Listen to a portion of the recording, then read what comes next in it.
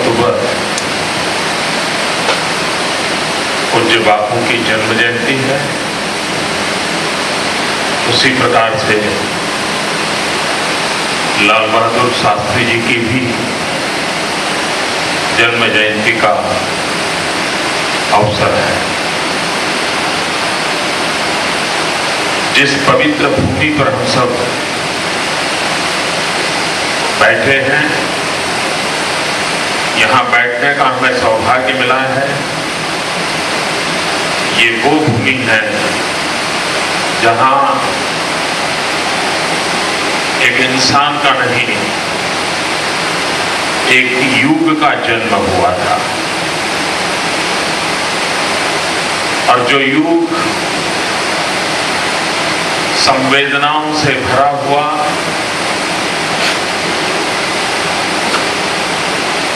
स्वतंत्रता के लिए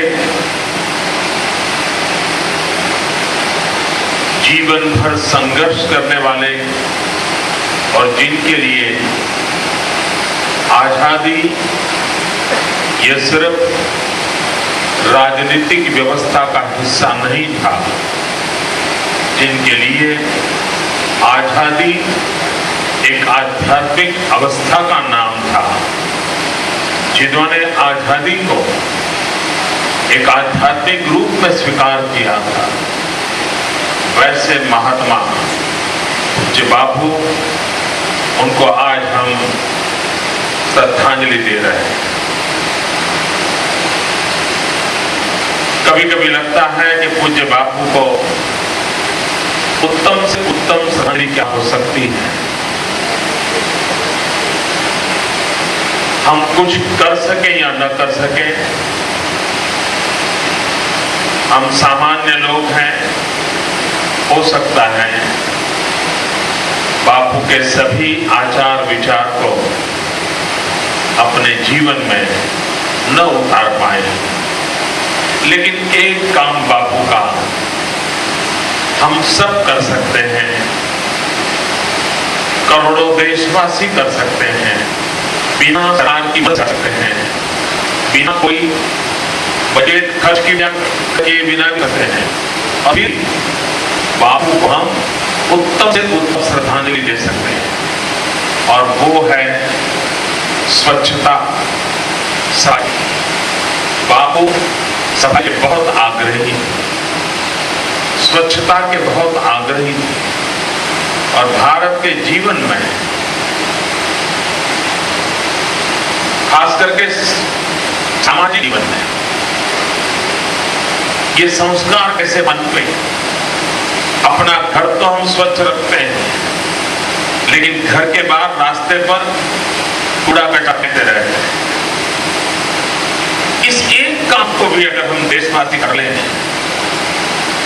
तो विश्व के अंदर भारत की उत्तम छवि बनाने हम अपना योगदान दे सकते हैं। और इसलिए इस काम को हम कैसे करें। पूरे देश में 2 अक्टूबर से खादी ज्यादा से ज्यादा बिके, इसलिए सरकारों की तरफ से बहुत सारे रियायतें दी जाती हैं, डिस्काउंट दिया जाता है। मेरी सभी नागरिकों से अपील है, हम लोग घर में अगर हम देखें अपने कपड़े, तो कोई एक ही प्रकार के कपड़े नहीं होता है।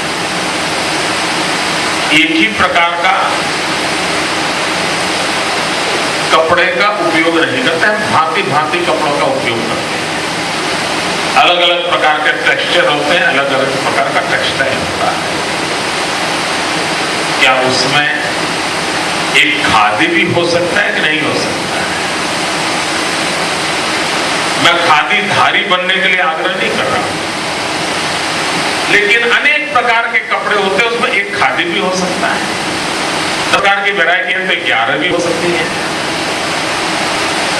हिंदुस्तान का हर नागरिक सामने एक बार छोटी सी छोटी चीज भी अगर खादी की खरीदें, तो जो गरीब परिवार खादी के उद्योग में जुड़े हुए हैं, मैं विश्वास से कहता हूं, हम अगर खादी खरीदते हैं, सिर्फ खादी खरीदते हैं ऐसा नहीं है, हम गरीब के घर में दिवाली का दिया जलाते हैं, उसके जीवन में हम एक नई रोशनी की संभावना पैदा करते हैं। और इसलिए गुजरात में पिछले कुछ वर्षों से सार्वजनिक रूप से खादी खरीदना एक उत्सव के रूप में हमने पनपाने की कोशिश की। मैं स्वयं भी हर वर्ष इसी कालखंड में खादी भंडार में जाकर के अपने साथियों को ले जाकर के 25 रुपया 50 रुपया जो उसको खरीद करके उसको प्रोत्साहित करते हैं। एक सामाजिक मूल्य उसका कैसे बने उस पर प्रयास करते हैं। 5 वर्ष के बाद हम सब पूज्य बाबा की 150वीं जन्म जयंती मनाएं। 150 वर्ष इन दिनों स्वामी विवेकानंद जी की 150वीं जयंती चल रही है और स्वामी विवेकानंद अपने पोरबंदर में काफी समय आकर के रहे।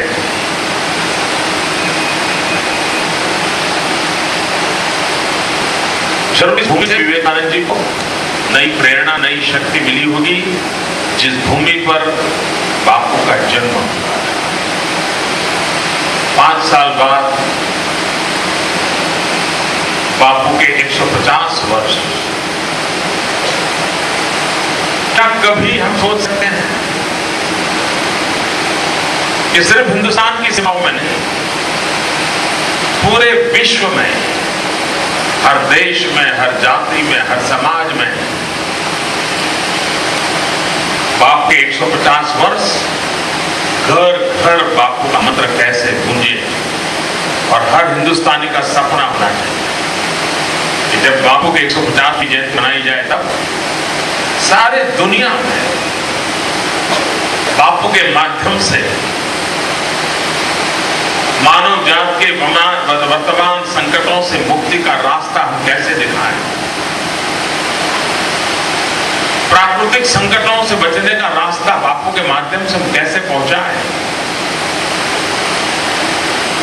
इसी युग में ऐसे किसी महापुरुष का जन्म हुआ था जो दुनिया के लिए अजूबा है कि क्या कोई ऐसा भी इंसान हो सकता है। इस सच्चाई को लोगों तक हम कैसे पहुंचाएं और हम सबको इस बात का गर्व होना चाहिए कि हमारे पास इतनी बड़ी महान विरासत है। उस विरासत के माध्यम से विश्व को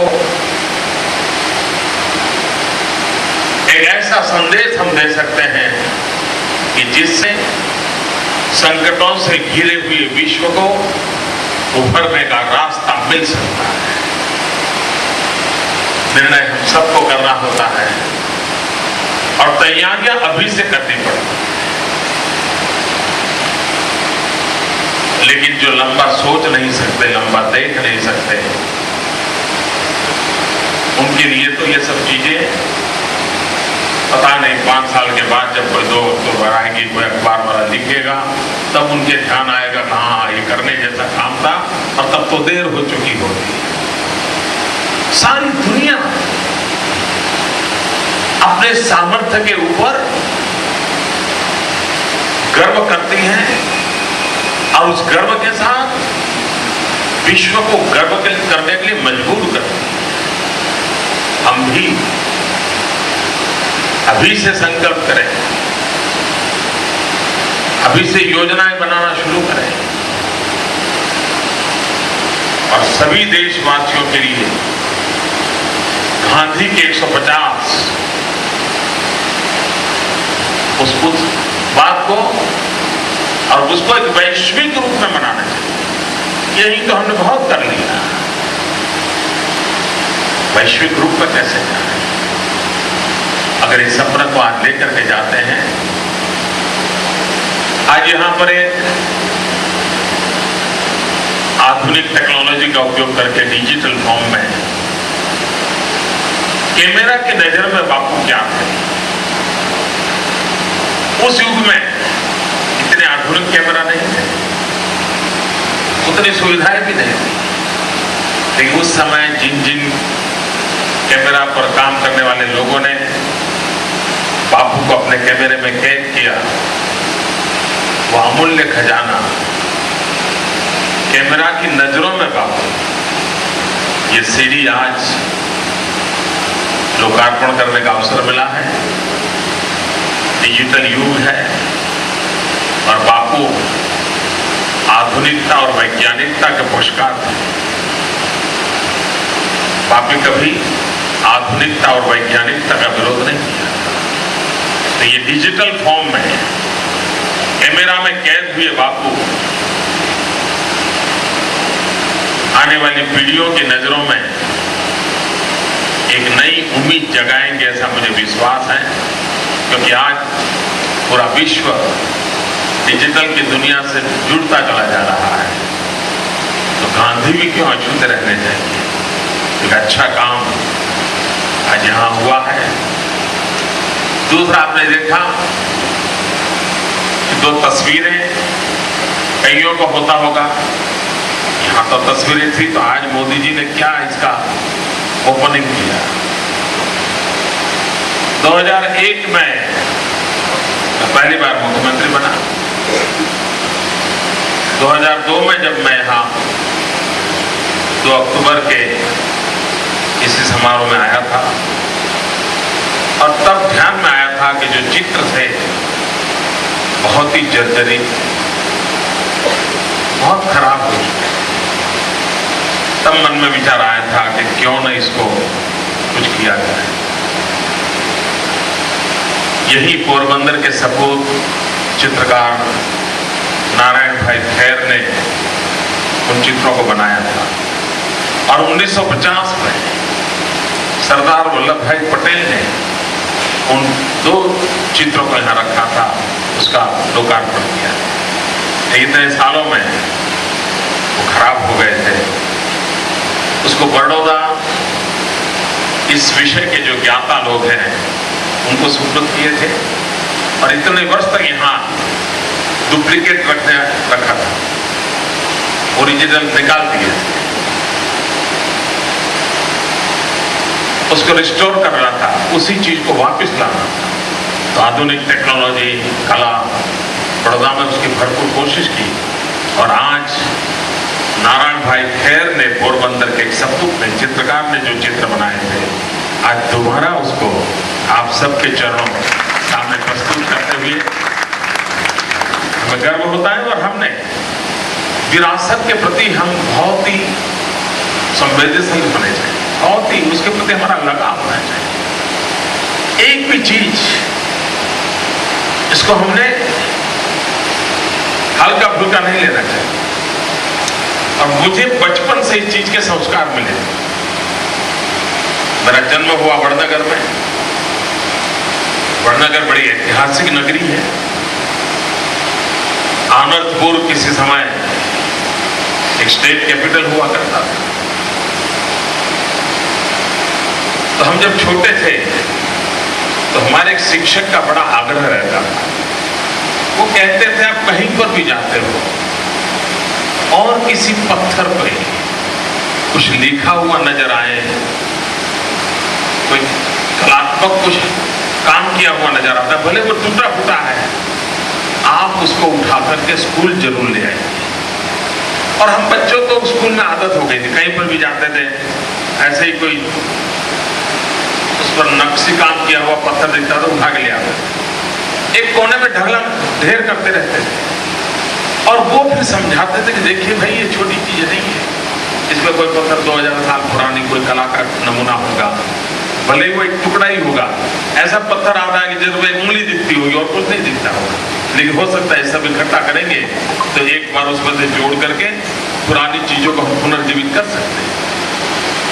एक मेरे शिक्षक ने बचपन में हमें जो सिखाया, तब से मेरे मन में रहा है कि हमारे पास ये जो विरासत है, चाहे वो पत्थर के रूप में क्यों ना हो, चाहे वो शब्द के रूप में क्यों ना हो, चाहे वो स्वर के रूप में क्यों ना हो, चाहे वो स्मृति के रूप में क्यों ना हो, चाहे वो व्यक्ति के रूप में क्यों ना हो, चाहे वो विचार के रूप में क्यों ना हो, इन सब का महामूल्य होता है।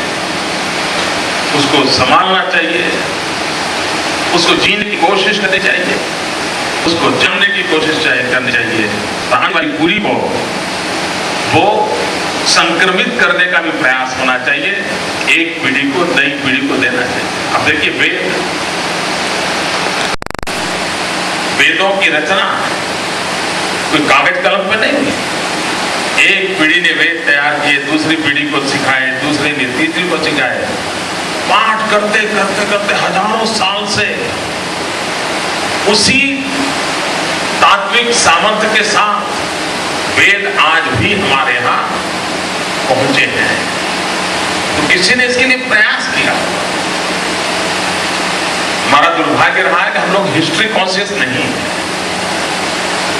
हम इतिहास के प्रति उदासीन होते हैं, हम चीजों को रिकॉर्ड करने की आदत नहीं रखते हैं और उसके कारण हम बहुत कुछ गंवा देते हैं। आज युग बदल गया है और उसी भाव और विचार में से नारायण भाई खेर के उन उत्तम कला को, और जिसमें हम पूज्य बापू को उस समय जो भाव लोगों के मन में था उसी रूप में आज देखने का हमें अवसर मिल रहा है। मैं पूज्य बापू के चरणों में प्रणाम करता हूं, वंदन करता हूं। युगों तक हमारी प्रेरणा बने रहे, मानवीय संस्कारों के लिए कार्यशैली हम सबको सदा सर्वदा प्रेरणा देती रहे। इसी एक प्रार्थना के साथ फिर एक बार पूज्य बापू के चरणों में नमन करता हूं।